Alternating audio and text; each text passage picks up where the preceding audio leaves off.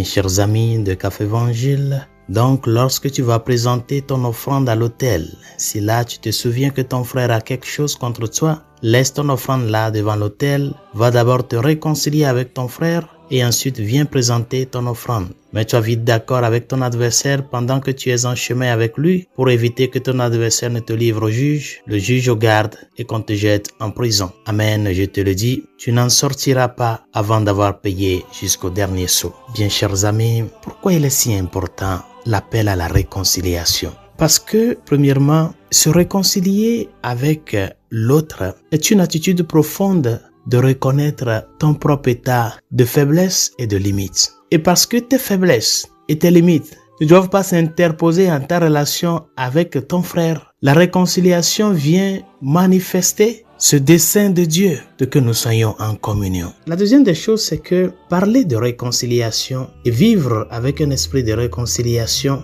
est une forme de manifester notre reconnaissance à l'unique Fils de Dieu, Jésus-Christ notre Seigneur, qui par le bois de la croix a réconcilié l'humanité déchirée par le péché, par les injustices, par le mal. La croix, c'est le signe de l'unité, c'est le signe de la réconciliation. Parce que sur cette croix, celui que nous voyons cloué, c'est celui-là qui par son oui à Dieu le Père a restauré cette relation déchirée par le mal. Regardons notre monde aujourd'hui. Regardons comment nous nous déchirons les uns les autres. Et Saint Jean Chrysostome de dire par rapport à l'abstinence, à quoi bon de s'abstenir de ne pas manger de viande si tous les jours tu dévores ton frère? Le temps de carême, c'est vraiment le temps opportun de faire cet examen de conscience, de laisser que ces plaies-là, de laisser que ce cœur abîmé par les trahisons, par les paroles non tenues, par les actes injustes commis envers toi, que ces plaies-là soient guéries. Apprends à reconnaître que ton frère et ta sœur ne sont pas tes ennemis. L'unique ennemi, c'est le démon.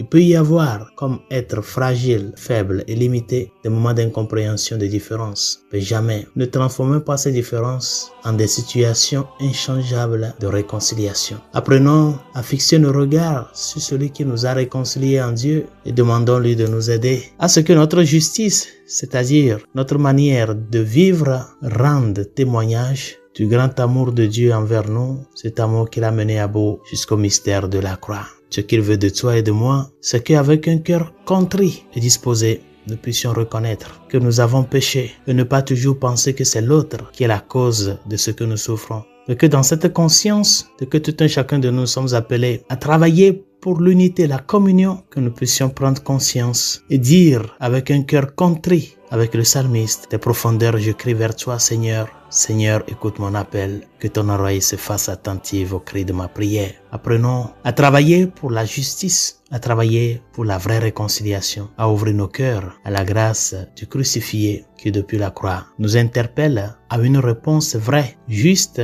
et sincère de gratitude par rapport à son amour envers nous. Bonne journée, Dieu vous bénisse.